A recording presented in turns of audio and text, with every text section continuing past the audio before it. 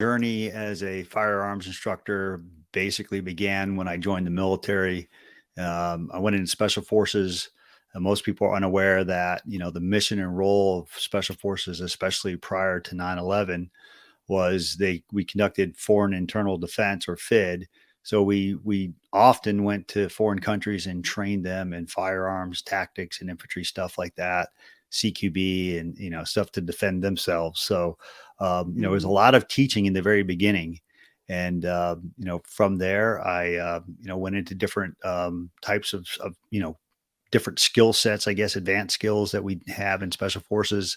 I spent 3 years as an anti-terrorism instructor. I spent 3 years in a counterterrorism unit. A lot of folks call them a CIF or a CRIF today, but we did, CQB almost on a daily basis, and it was a high readiness level there. I did that all together combined for 15 years. I got out of the military, and then I wasn't even completely out of the military, and I was working overseas as an independent contractor for the government.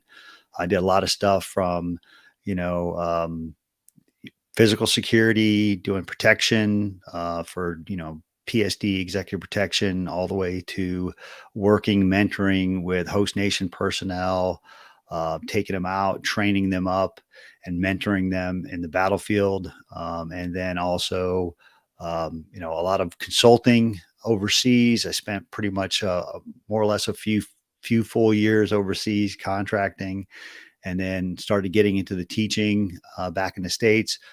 But somewhere along the line, I always ended up being an instructor. I would start off maybe doing executive protection. Next thing I know, I was teaching it, you know, firearms and so forth. I've been fortunate enough that when I started Green Ops, I've had that array of different types of training that was able to merge into what I think was kind of that gap in the civilian sector as far as skill level.